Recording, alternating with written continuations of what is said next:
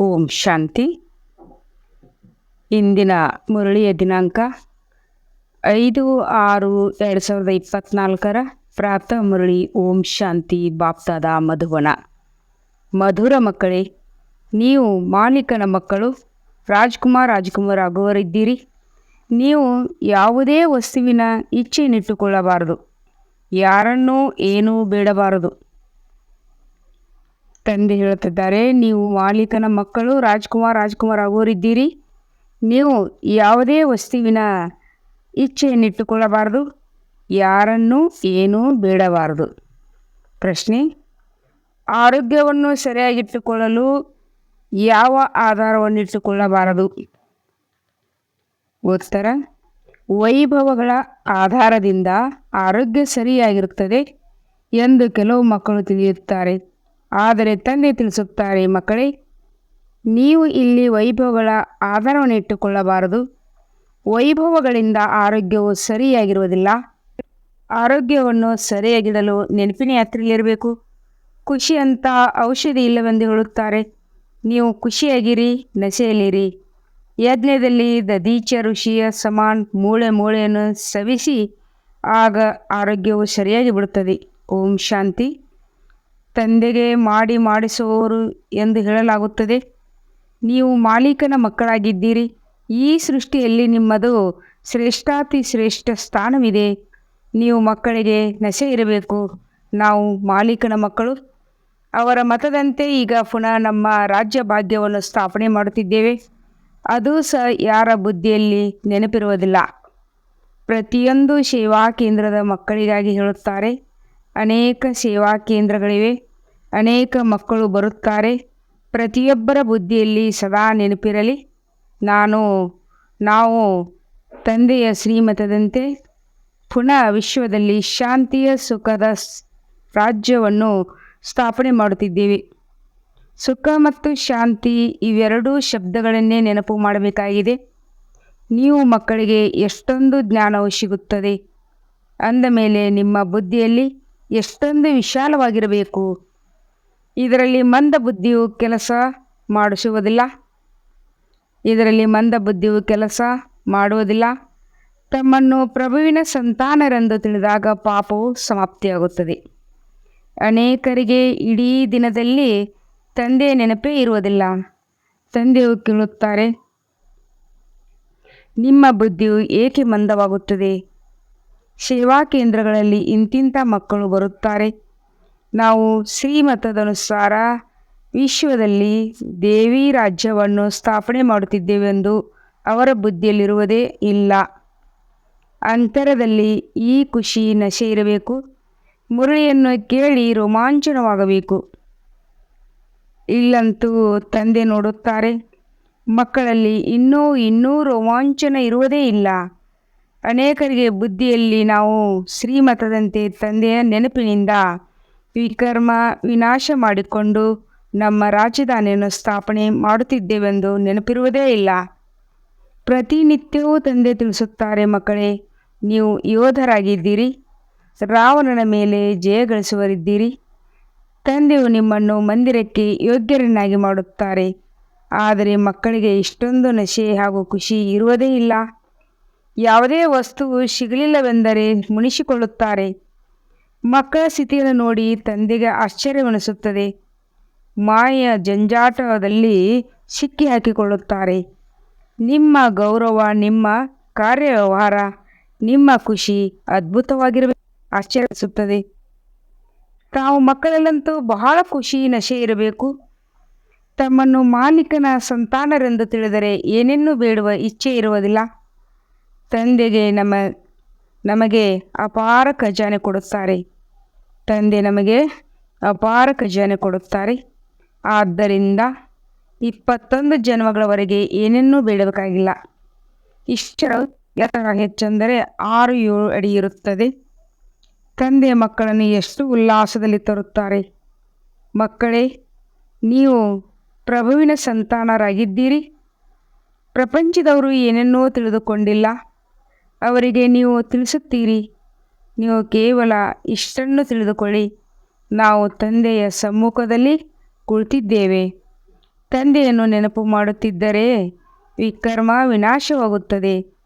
ಮಕ್ಕಳೇ, ಮಾಯೆಯು ನಿಮ್ಮ ಬಹಳ ಕಠಿಣ ಶತ್ರುವಾಗಿದೆ. ನಿಮಗೆ ಶತ್ರುವಾದಷ್ಟು ಅನ್ಯರಿಗೆ ಇಲ್ಲ. ಮನುಷ್ಯರಂತೂ ಅರಿತುಕೊಂಡಿಲ್ಲ.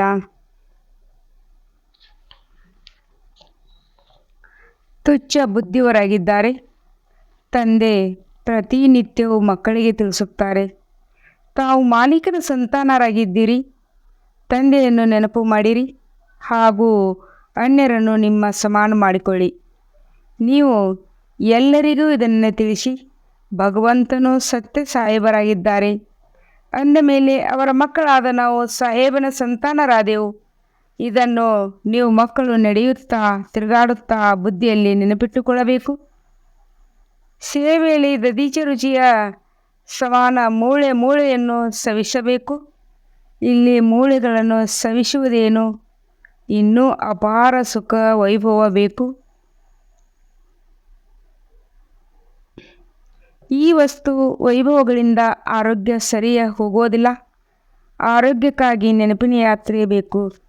ಆ ಖುಷಿಯೂ ಇರಬೇಕು. ಅರೆ, ನಾವಂತೂ ಕಲ್ಪವೂ ಮಾಯೆಯಿಂದ ಸೋಲುತ್ತಾ ಬಂದೆವು.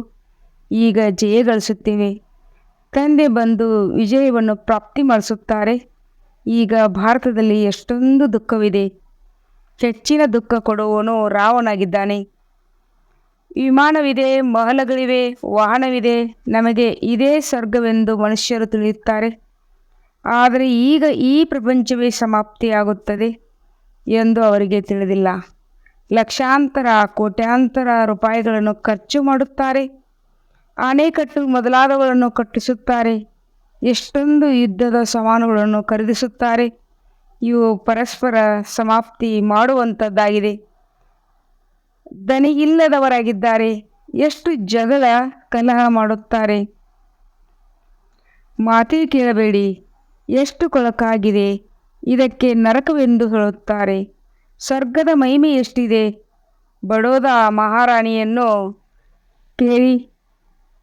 ಮಹಾರಾಜ ಎಲ್ಲಿ ಹೋದರು, ಸ್ವರ್ಗವಾಸಿಯಾದರು ಎಂದು ಹೇಳುತ್ತಾರೆ. ಯಾವುದಕ್ಕೆ ಸ್ವರ್ಗ ಎಂದು ಹೇಳುತ್ತಾರೆ ಎನ್ನುವುದು ಗೊತ್ತಿಲ್ಲ. ಎಷ್ಟು ಘೋರ ಅಂಧಕಾರವಿದೆ. ನೀವು ಸಹ ಘೋರ ಅಂಧಕಾರದಲ್ಲಿದ್ದೀರಿ. ಈಗ ನಿಮಗೆ ಈಶ್ವರಿಯ ಬುದ್ಧಿಯನ್ನು ಕೊಡುತ್ತೇನೆ. ತಮ್ಮನ್ನು ಈಶ್ವರಿಯ ಸಂತಾನ ಮಾಲೀಕನ ಮಕ್ಕಳೆಂದು ತಿಳಿಯಿರಿ. ಸಾಹೇಬ್ ತಂದೆಯು ರಾಜಕುಮಾರಿ ಮಾಡಲು ಬಂದಿದ್ದಾರೆ, ಓದಿಸುತ್ತಿದ್ದಾರೆ. ತಂದೆಯು ಗಾದೆ ಮಾತನ್ನು ತಿಳಿಸುತ್ತಾರೆ. ಕುರಿಗಳಿಗೆ ಏನು ತಿಳಿಯುತ್ತದೆ? ಈಗ ನೀವು ತಿಳಿಯುತ್ತೀರಿ. ಮನುಷ್ಯರೆಲ್ಲರೂ ಕುರಿ ಮೇಕೆಗಳ ಥರ ಇದ್ದಾರೆ. ಏನೇನೂ ತಿಳಿದುಕೊಂಡಿಲ್ಲ. ಕುಳಿತು ಏನೋ ಉಪಮೆ ಮಾಡುತ್ತಾರೆ. ನಿಮ್ಮ ಬುದ್ಧಿಯಲ್ಲಿ ಆದಿ ಮಧ್ಯ ಅಂತ್ಯದ ರಹಸ್ಯವಿದೆ. ನಾವು ವಿಶ್ವದಲ್ಲಿ ಸುಖ ಶಾಂತಿಯನ್ನು ಸ್ಥಾಪನೆ ಮಾಡುತ್ತಿದ್ದೇವೆಂದು ಬಹಳ ಚೆನ್ನಾಗಿ ನೆನಪು ಮಾಡಿ. ಇದರಲ್ಲಿ ಯಾರು ಸಹಯೋಗಿಗಳಾಗುವರೋ ಅವರೇ ಶ್ರೇಷ್ಠ ಪದವಿಯನ್ನು ಪಡೆಯುತ್ತಾರೆ. ಯಾರ್ಯಾರು ಸಹಯೋಗಿಗಳಾಗುತ್ತಾರೆ ಎನ್ನುವುದನ್ನು ನೀವು ನೋಡುತ್ತೀರಿ. ಪ್ರತಿಯೊಬ್ಬರೂ ನಿಮ್ಮನ್ನು ನೀವು ಕೇಳಿಕೊಳ್ಳಿ, ನಾನೇನು ಮಾಡುತ್ತಿದ್ದೇನೆ? ನಾನು ಕುರಿ ಮೇಕೆ ಅಂತೂ ಅಲ್ಲ ತಾನೆ. ನೋಡಿ, ಮನುಷ್ಯರಲ್ಲಿ ಎಷ್ಟು ಅಹಂಕಾರ ಇರುತ್ತದೆ. ಗುರ್ರು ಎನ್ನುತ್ತಿರ್ತಾರೆ. ನಿಮಗೆ ತಂದೆಯು ನೆನಪು ಇರಬೇಕು. ಸೇವೆಯಲ್ಲಿ ಮೂಳೆಗಳನ್ನು ಸವಿಸಬೇಕು. ಯಾರನ್ನೂ ಬೇಸರಪಡಿಸಬಾರದು. ನೀವು ಆಗಬಾರದು ಮತ್ತು ಅಹಂಕಾರವು ಬರಬಾರದು. ನಾವಿದನ್ನು ಮಾಡುತ್ತೇವೆ. ನಾವು ಬುದ್ಧಿವಂತರಾಗಿದ್ದೇವೆ. ಈ ಸಂಕಲ್ಪ ಬರುವುದು ದೇಹಾಭಿಮಾನವಾಗಿದೆ. ಅವರ ಚಲನೆಯೇ ಈ ರೀತಿಯಾಗಿ ಬಿಡುತ್ತದೆ. ನಾಚಿಕೆಯಾಗುತ್ತದೆ. ಇಲ್ಲವಾದರೆ ನಿಮ್ಮಂಥ ಸುಖ ಬೇರೆ ಯಾರಿಗೂ ಇರಲು ಸಾಧ್ಯವಿಲ್ಲ. ಬುದ್ಧಿಯಲ್ಲಿ ನೆನಪಿದ್ದರೆ ನೀವು ಬಹಳ ಹೊಳೆಯುತ್ತಿರುತ್ತೀರಿ. ಬುದ್ಧಿಯಲ್ಲಿ ನೆನಪಿದ್ದರೆ ನೀವು ಬಹಳ ಹೊಳೆಯುತ್ತಿರುತ್ತೀರಿ. ಸೇವಾ ಕೇಂದ್ರಗಳಲ್ಲಿ ಕೆಲವರು ಒಳ್ಳೆಯ ಮಹಾರಥಿಗಳು, ಕೆಲವರು ಕುದುರೆ ಸವಾರರು ಹಾಗೂ ಕಾಲಾಳುಗಳು ಇದ್ದಾರೆ. ಇದರಲ್ಲಿ ಬಹಳ ವಿಶಾಲ ಬುದ್ಧಿ ಬೇಕು. ಎಂತೆಂಥ ಬ್ರಾಹ್ಮಣಿಯರಿದ್ದಾರೆ. ಕೆಲವು ಬ್ರಾಹ್ಮಣಿಯರು ಬಹಳ ಸಹಯೋಗಿಗಳಾಗಿದ್ದಾರೆ. ಸೇವೆಯಲ್ಲಿ ಎಷ್ಟು ಖುಷಿ ಇರುತ್ತದೆ. ನಿಮಗೆ ನಸೆ ಇರಬೇಕು. ಸೇವೆ ಮಾಡದಿದ್ದರೆ ಯಾವ ಪದವಿ ಪಡೆಯುತ್ತೀರಿ? ತಂದೆ ತಾಯಿಗೆ ಮಕ್ಕಳ ಪ್ರತಿ ಗೌರವ ಇರುತ್ತದೆ. ಆದರೆ ಮಕ್ಕಳು ತಮಗೆ ತಾವೇ ಗೌರವವನ್ನು ಇಟ್ಟುಕೊಳ್ಳುವುದಿಲ್ಲವಾದರೆ ಅದಕ್ಕೆ ತಂದೆ ಏನು ಹೇಳುತ್ತಾರೆ? ನೀವು ಮಕ್ಕಳು ಬಹಳ ಸರಳವಾಗಿ ತಂದೆಯ ಸಂದೇಶ ಎಲ್ಲರಿಗೂ ಕೊಡಬೇಕು. ತಿಳಿಸಿ. ತಂದೆ ಹೇಳುತ್ತಾರೆ, ಮನ್ಮನಾಭವ. ಗೀತೆಯಲ್ಲಿ ಹಿಟ್ಟಿನಲ್ಲಿ ಉಪ್ಪಿನಷ್ಟು ಕೆಲವು ಶಬ್ದಗಳು ಸತ್ಯವಾಗಿದೆ. ಗೀತೆಯಲ್ಲಿ ಹಿಟ್ಟಿನಲ್ಲಿ ಉಪ್ಪಿನಷ್ಟು ಕೆಲವು ಶಬ್ದಗಳು ಸತ್ಯವಾಗಿವೆ. ಈ ಪ್ರಪಂಚವು ಎಷ್ಟು ದೊಡ್ಡದಾಗಿದೆ. ಅನೇಕ ಮನುಷ್ಯರಿದ್ದಾರೆ, ಆದರೆ ಕೊನೆಗೆ ಇವರ್ಯಾರೂ ಇರುವುದಿಲ್ಲ. ಯಾವುದೇ ಖಂಡದ ಹೆಸರು ಗುರುತು ಇರುವುದಿಲ್ಲ. ನಾವು ಸ್ವರ್ಗದ ಮಾಲೀಕರಾಗುತ್ತೇವೆ. ಹಗಲು ರಾತ್ರಿ ಈ ಖುಷಿ ಇರಬೇಕು. ಜ್ಞಾನವಂತೂ ಬಹಳ ಸಹಜವಾಗಿದೆ. ಇದನ್ನು ತಿಳಿಸಿಕೊಡುವವರು ಸಹ ಬಹಳ ರಮಣೀಯವಾಗಿರಬೇಕು. ಅನೇಕ ಪ್ರಕಾರದ ಯುಕ್ತಿಗಳಿವೆ. ತಂದೆ ತಿಳಿಸುತ್ತಾರೆ, ನಾನು ನಿಮ್ಮನ್ನು ಬಹಳ ಕುಶಲತೆಯುಳ್ಳವರನ್ನಾಗಿ ಮಾಡುತ್ತೇನೆ. ಅಂದಾಗ ಮಕ್ಕಳ ಬುದ್ಧಿಯಲ್ಲಿ ನೆನಪಿರಬೇಕು, ಓಹೋ, ಬೇಹದ್ದಿನ ತಂದೆಯು ನಮಗೆ ಸಲಹೆ ನೀಡುತ್ತಾರೆ. ನೀವು ಧಾರಣೆ ಮಾಡಿ ಅನ್ಯರಿಗೂ ತಂದೆಯ ಪರಿಚಯ ಕೊಡುತ್ತೀರಿ. ನಿಮ್ಮ ಹೊರತು ಇಡೀ ಪ್ರಪಂಚದವರೆಲ್ಲರೂ ನಾಸ್ತಿಕರಾಗಿದ್ದಾರೆ. ನಿಮ್ಮಲ್ಲಿಯೂ ನಂಬರ್ ವಾರ್ ಇದ್ದಾರೆ. ಕೆಲವರು ನಾಸ್ತಿಕರಿದ್ದಾರಲ್ಲವೇ? ತಂದೆಯನ್ನು ನೆನಪೇ ಮಾಡುವುದಿಲ್ಲ. ಬಾಬಾ, ನಮಗೆ ನೆನಪು ಮರೆತು ಹೋಗುತ್ತದೆ ಎಂದು ತಾವೇ ಹೇಳುತ್ತಾರೆ. ಅಂದ ಮೇಲೆ ನಾಸ್ತಿಕರಲ್ಲವೇ? ಇಂಥ ತಂದೆ ಯಾರು ಮಾಲೀಕರ ಮಕ್ಕಳನ್ನಾಗಿ ಮಾಡುತ್ತಾರೆ? ಅವರ ನೆನಪೇ ಬರುವುದಿಲ್ಲವೇ? ಇದನ್ನು ತಿಳಿದುಕೊಳ್ಳುವುದರಲ್ಲಿಯೂ ಬಹಳ ವಿಶಾಲ ಬುದ್ಧಿ ಬೇಕು. ತಂದೆ ತಿಳಿಸುತ್ತಾರೆ, ನಾನು ಪ್ರತಿ 5,000 ವರ್ಷಗಳ ನಂತರ ಬರುತ್ತೇನೆ. ನಿಮ್ಮ ಮೂಲಕವೇ ಕಾರ್ಯ ಮಾಡಿಸುತ್ತೇನೆ. ನೀವು ಎಷ್ಟು ಒಳ್ಳೆಯ ಹೂಗಳಾಗಿದ್ದೀರಿ. ಒಂದೇ ಮಾತರಂ ಎಂದು ನಿಮ್ಮ ಗಾಯನವಿದೆ. ನೀವೇ ಪೂಜ್ಯರಾಗಿದ್ದೀರಿ, ಈಗ ಪೂಜಾರಿಗಳಾಗುವಿರಿ. ಈಗ ಶ್ರೀಮತದನುಸಾರ ಪುನಃ ರಾಜ್ಯರಾಗುತ್ತೀರಿ. ಅಂದ ಮೇಲೆ ನೀವು ಮಕ್ಕಳು ಬಹಳ ಶಾಂತಿಯಿಂದ ಸೇವೆ ಮಾಡಬೇಕು. ನೀವು ಅಶಾಂತರಾಗಬಾರದು. ಯಾರ ಪ್ರತಿ ನರನಾಡಿಗಳಲ್ಲಿ ಭೂತ ತುಂಬಿದೆಯೋ ಅವರೇನು ಪದವಿ ಪಡೆಯುತ್ತಾರೆ? ಲೋಭವು ಬಹಳ ದೊಡ್ಡ ಭೂತವಾಗಿದೆ. ಪ್ರತಿಯೊಬ್ಬರ ನಡವಳಿಕೆ ಹೇಗಿದೆ ಎಂದು ತಂದೆಯು ನೋಡುತ್ತಿರುತ್ತಾರೆ. ತಂದೆಯು ಎಷ್ಟು ನಶೆ ಏರಿಸುತ್ತಾರೆ. ಆದರೆ ಕೆಲವರು ಏನೂ ಸೇವೆ ಮಾಡುವುದಿಲ್ಲ. ಕೇವಲ ತಿನ್ನುತ್ತಾ ಕುಡಿಯುತ್ತಾ ಇದ್ದರೆ ನಂತರ ಅವರು 21 ಜನ್ಮಗಳ ಕಾಲ ಸೇವೆ ಮಾಡಬೇಕಾಗುತ್ತದೆ. ದಾಸದಾಸಿಯರಂತೂ ಆಗುತ್ತಾರಲ್ಲವೇ? ಅಂತ್ಯದಲ್ಲಿ ಎಲ್ಲರಿಗೂ ಸಾಕ್ಷಾತ್ಕಾರವಾಗುವುದು. ಸೇವಾದಾರಿ ಮಕ್ಕಳು ತಂದೆಯ ಹೃದಯವನ್ನೇರುತ್ತಾರೆ. ಅನ್ಯ ಆತ್ಮಗಳನ್ನು ಅಮರಲೋಕಗಳನ್ನಾಗಿ ಮಾಡುವುದೇ ನಿಮ್ಮ ಸೇವೆಯಾಗಿದೆ. ಧಾರಣೆ ಮಾಡಿ ಎಂದು ತಂದೆಯು ಎಷ್ಟು ಧೈರ್ಯ ಕೊಡುತ್ತಾರೆ. ದೇಹ ಅಭಿಮಾನಿಗಳಿಗೆ ಧಾರಣೆ ಆಗಲು ಸಾಧ್ಯವಿಲ್ಲ. ಮಕ್ಕಳಿಗೆ ಗೊತ್ತಿದೆ. ತಂದೆಯನ್ನು ನೆನಪು ಮಾಡಿ ನಾವು ವೈಶಾಲ್ಯದಿಂದ ಶಿವಾಲಯಕ್ಕೆ ಹೋಗುತ್ತೇವೆ ಎಂದು ಮೇಲೆ ಈ ರೀತಿ ಆಗಿ ತೋರಿಸಬೇಕು. ನಾವು ವೈಶಾಲ್ಯದಿಂದ ಶಿವಾಲಯಕ್ಕೆ ಹೋಗುತ್ತೇವೆ ಅಂದ ಮೇಲೆ ಈ ರೀತಿಯ ಆಗಿ ತೋರಿಸಬೇಕು. ತಂದೆ ಪತ್ರಗಳಲ್ಲಿ ಬರೆಯುತ್ತಾರೆ, ಮುದ್ದಾದ ಆತ್ಮೀಯ ಮಾಲೀಕನ ಮಕ್ಕಳೇ, ಮುದ್ದಾದ ಆತ್ಮೀಯ ಮಾಲೀಕನ ಮಕ್ಕಳೇ, ಈಗ ಶ್ರೀಮತದಂತೆ ನಡೆಯಿರಿ. ಶ್ರೀಮತದಂತೆ ನಡೆದು ಮಹಾರಥಿಗಳಾದರೆ ಅವಶ್ಯವಾಗಿ ರಾಜ್ಕುಮಾರ್ ಆಗುತ್ತೀರಿ.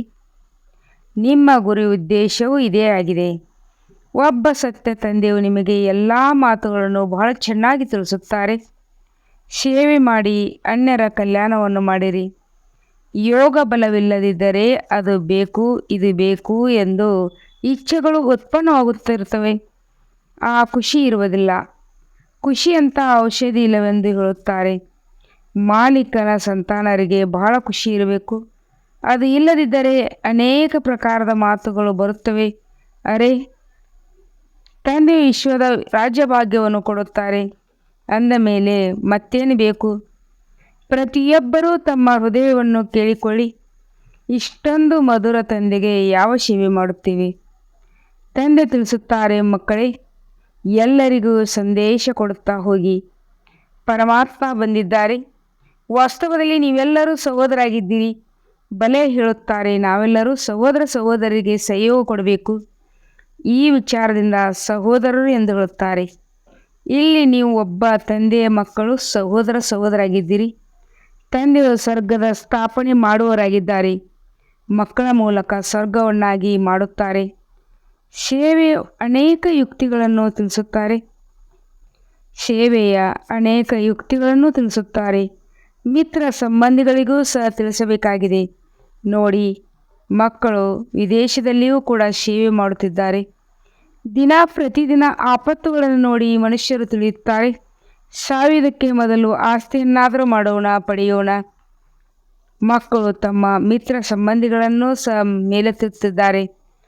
ಪವಿತ್ರರಾಗಿಯೂ ಇರುತ್ತಾರೆ. ಬಾಕಿ ನಿರಂತರ ಸಹೋದರತ್ವರ ಸ್ಥಿತಿಯಲ್ಲಿರುವುದರಲ್ಲಿ ಪರಿಶ್ರಮವಿದೆ. ತಂದೆಯಂತೂ ಮಕ್ಕಳಿಗೆ ಮಾಲೀಕನ ಸಂತಾನರೆನ್ನುವ ಎಷ್ಟು ಒಳ್ಳೆಯ ಬಿರುದನ್ನು ಕೊಟ್ಟಿದ್ದಾರೆ. ತಮ್ಮನ್ನು ನೋಡಿಕೊಳ್ಳಬೇಕು. ಸೇವೆ ಮಾಡಲಿಲ್ಲವೆಂದರೆ ನಾವು ಏನಾಗುತ್ತೇವೆ? ಒಂದು ವೇಳೆ ಜಮಾ ಮಾಡಿಕೊಂಡಿದ್ದು ತಿನ್ನುತ್ತಾ ಸಮಾಪ್ತಿ ಮಾಡಿದರೆ ಇನ್ನೂ ಅವರ ಲೆಕ್ಕದ ಖಾತೆ ಏರುತ್ತಾ ಹೋಗುತ್ತದೆ. ಸೇವೆ ಮಾಡುವವರಿಗೆ ನಾವು ಎಷ್ಟು ಕೊಟ್ಟೆವು ಎನ್ನುವ ಸಂಕಲ್ಪ ಎಂದೂ ಬರಬಾರದು. ಏಕೆಂದರೆ ಅದರಿಂದ ಎಲ್ಲರ ಪಾಲನೆ ಆಗುತ್ತದೆ. ಆದ್ದರಿಂದ ಸಹಯೋಗ ನೀಡುವವರ ಆತಿಥ್ಯವನ್ನು ಮಾಡಲಾಗುತ್ತದೆ. ಅವರು ತಿನ್ನಿಸುವವರಾಗಿದ್ದಾರೆಂದು ತಿಳಿಸಬೇಕು. ಆತ್ಮಿಕ ಮಕ್ಕಳು ನಿಮಗೆ ತಿಳಿಸುತ್ತಾರೆ, ನೀವು ಅವರ ಸೇವೆ ಮಾಡಿದರೆ ಅದು ದೊಡ್ಡ ಪುಣ್ಯವಾಗುತ್ತದೆ. ಮನಸ್ಸ ವಾಚ ಕರ್ಮಣ ಅವರ ಸೇವೆಯನ್ನು ಮಾಡುವುದಿಲ್ಲವೆಂದರೆ ಆ ಖುಷಿಯು ಹೇಗೆ ಇರಲು ಸಾಧ್ಯ? ಶಿವ ತಂದೆಯನ್ನು ನೆನಪು ಮಾಡಿ ಭೋಜನ ತಯಾರಿಸಿದರೆ ಅದರ ಶಕ್ತಿ ಸಿಗುತ್ತದೆ. ಹೃದಯವನ್ನು ಕೇಳಿಕೊಳ್ಳಬೇಕು, ನಾವು ಎಲ್ಲರನ್ನು ಖುಷಿಪಡಿಸುತ್ತಿದ್ದೇವೆ. ಮಹಾರಥಿ ಮಕ್ಕಳು ಎಷ್ಟೊಂದು ಸೇವೆ ಮಾಡುತ್ತಾರೆ. ತಂದೆಯು ರಗ್ಜಿನ್ ಮೇಲೆ ಚಿತ್ರ ಮಾಡಿಸುತ್ತಿದ್ದಾರೆ. ಈ ಚಿತ್ರಗಳು ಎಂದೂ ಹರಿಯುವುದಿಲ್ಲ. ಇದಕ್ಕಾಗಿ ಮಕ್ಕಳು ತಾವೇ ಸೇವೆಗಾಗಿ ಹಣ ಕಳಿಸುತ್ತಾರೆ. ಇಲ್ಲವಾದರೆ ಶಿವವಾ ಎಂದು ತರುವವರು. ಈ ಎಲ್ಲ ಸೇವಾ ಕೇಂದ್ರಗಳು ಹೇಗೆ ನಡೆಯುತ್ತವೆ? ಮಕ್ಕಳೇ ನಡೆಸುತ್ತಾರಲ್ಲವೇ? ಶಿವ ತಂದೆಯು ತಿಳಿಸುತ್ತಾರೆ, ನನ್ನ ಬಳಿ ಒಂದು ಕೌಡಿಯೂ ಇಲ್ಲ. ಮುಂದೆ ಹೋದಂತೆ ನಿಮ್ಮ ಬಳಿ ತಾವೇ ಬಂದು ಹೇಳುತ್ತಾರೆ, ನಮ್ಮ ಮನೆಯನ್ನು ನೀವು ಉಪಯೋಗ ಮಾಡಿರಿ. ಆಗ ಬಹಳ ತಡವಾಯಿತು ಎಂದು ನೀವು ಹೇಳುತ್ತೀರಿ. ತಂದೆಯು ಬಡವರ ಬಂಧುವಾಗಿದ್ದಾರೆ. ಬಡವರ ಬಳಿ ಅಲ್ಲಿಂದ ಬರುತ್ತದೆ. ಕೆಲವರಂತೂ ಕೋಟ್ಯಾಧಿಪತಿ ಪದ್ಮಾಪತಿಗಳಿದ್ದಾರೆ. ಅವರಿಗೆ ಇಲ್ಲೇ ಸ್ವರ್ಗವಿದೆ. ಇದು ಮಾಯೆ ಆಡಂಬರವಾಗಿದೆ. ಅದರ ಪತನವಾಗುತ್ತಿದೆ. ತಂದೆಯು ತಿಳಿಸುತ್ತಾರೆ, ನೀವು ಮೊದಲು ಮಾಲೀಕನ ಸಂತಾನರಾಗಿದ್ದೀರಿ. ನಂತರ ನೀವೇ ಹೋಗಿ ರಾಜ್ಕುಮಾರ್ ಆದರೆ ಇಷ್ಟೊಂದು ಸೇವೆ ಮಾಡಿ ತೋರಿಸಿ ಬಹಳ ಖುಷಿಯಲ್ಲಿರಬೇಕು. ನಾವು ಪ್ರಭುವಿನ ಸಂತಾನರಾಗಿದ್ದೇವೆ. ಪುನಃ ನಾವೇ ರಾಜ್ಕುಮಾರ್ ಆಗುತ್ತೇವೆ. ಯಾವಾಗ ಅನೇಕರ ಸೇವೆ ಮಾಡುತ್ತೀರೋ ಆಗ ರಾಜ್ಕುಮಾರ್ ಆಗುತ್ತೀರಿ. ಅಂದಾಗ ಎಷ್ಟು ಖುಷಿಯಿಂದ ಸೇರಬೇಕು. ಒಳ್ಳೆಯದು. ಮಧುರಾತಿ ಮಧುರ ಅಗಲಿ ಮರಳಿ ಸಿಕ್ಕಿರುವಂಥ ಮಕ್ಕಳಿಗೆ ಪ್ರೀತಿಯ ಮಾತ್ಪಿತಾ ಬಾಪ್ತದರವರ ನೆನಪು, ಪ್ರೀತಿ ಹಾಗೂ ಸುಪ್ರಭಾತ. ಆತ್ಮೀಯ ಮಕ್ಕಳಿಗೆ ಆತ್ಮೀಯ ತಂದೆ ನಮಸ್ತೆ. हम रूहानी बच्चों की रूहानी बाप दादा को याद प्यार और गुड मॉर्निंग और नमस्ते नमस्ते नमस्ते. शुक्रिया बाबा शुक्रिया. ವಹ ಬಾಬಾ ವಹ. ಧಾರಣೆಗಾಗಿ ಮುಖ್ಯ ಸಾರ. ಎಂದು ಯಾರಿಗೂ ಬೇಸರವಾಗಲೂಬಾರದು. ತಮ್ಮ ಬುದ್ಧಿವಂತಿಕೆಯ ಅಥವಾ ಸೇವೆ ಮಾಡುವ ಅಹಂಕಾರ ತೋರಿಸಬಾರದು. ಹೇಗೆ ತಂದೆಯು ಮಕ್ಕಳಿಗೆ ಗೌರವ ಕೊಡುತ್ತಾರೆ ಹಾಗೆ ತಾವೇ ತಮ್ಮ ಗೌರವವನ್ನು ಇಟ್ಟುಕೊಳ್ಳಬೇಕು. 2ನೇ ಪಾಯಿಂಟ್ ಆಗಿದೆ. ಯೋಗ ಬಲದಿಂದ ತಮ್ಮ ಎಲ್ಲ ಇಚ್ಛೆಗಳನ್ನು ಸಮಾಪ್ತಿ ಮಾಡಿಕೊಳ್ಳಬೇಕು. ಸದಾ ಇದೇ ಖುಷಿ ನಶೆಯಲ್ಲಿರಬೇಕು. ನಾವು ಮಾಲೀಕನ ಸಂತಾನರಿಂದ ರಾಜಕುಮಾರ ಆಗುತ್ತೇವೆ. ಸದಾ ಶಾಂತಿಯಲ್ಲಿದ್ದು ಸೇವೆ ಮಾಡಬೇಕು. ನರನಾಡಿಯಲ್ಲಿಯೂ ಯಾವ ಭೂತಗಳು ತುಂಬಿಯೋ ಅವುಗಳನ್ನು ತೆಗೆಯಬೇಕು. ವರದಾನ.